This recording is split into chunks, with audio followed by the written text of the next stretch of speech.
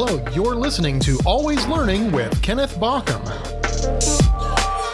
KennethBaucom.com. Diving right back into Rubin's book, Better Than Before. Chapter number 1, Self-Knowledge. I'm going to kick off this podcast today on page 29. She's talking about the four tendencies: upholder, obliger, rebel, and questioner, right? And as we're looking at these, here's what she says. I'm just going to read this paragraph or a portion of this paragraph, and then we'll talk about it a little bit more. Rubin writes, "But whatever our tendency, we all share a desire for autonomy. If our feeling of being controlled by others becomes too strong, it can trigger the phenomenon of reactance, a resistance to something that's experienced as a threat to our freedom or our ability to choose. If we're ordered to do something, we may resist it, even if it's something that we might otherwise want to do." And then jumping down kind of toward the end of the paragraph here, the more we push, the more a person may resist.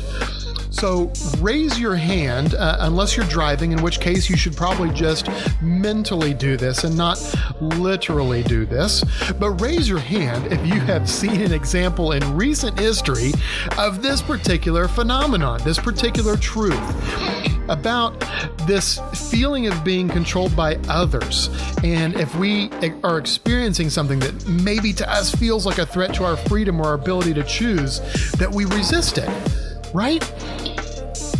It's everywhere. It's everywhere. It's one of the really wild things that the COVID-19 pandemic has brought on for many people. And so, it's something that so many have felt. You can see this online every day, just reading through social media.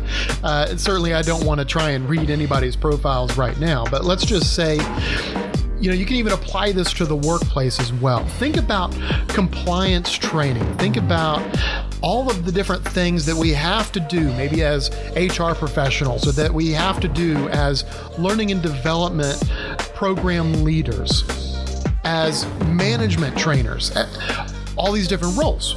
We're trying to convince people to behave a certain way, but if we take it too far, they're going to feel controlled. If they feel controlled, they're going to want to resist, even if that idea is amazing, even if it's something they already wanted to do, even if they agree with you 100%. If you start pushing too hard, they're going to start pushing back. They're going to start resisting. And to kind of go toward the tendency that Rubin talks about, they may become a rebel, right? They're going to resist and react to that particular push.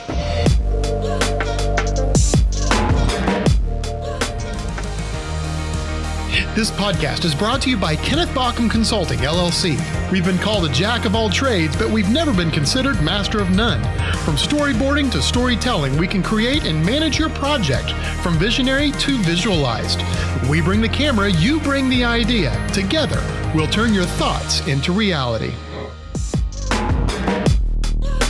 So she keeps going here and talking about these tendencies and our reactions to them. One of the greatest things at the end of that very first chapter is this particular set of phrases. And I'm going to kind of jump around. This is in the last maybe 2 or 3 paragraphs.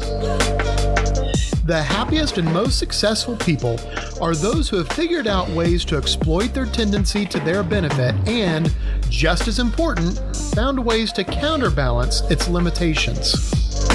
In an interview from the Paris Review, novelist and rebel John Gardner made an observation that I've never forgotten.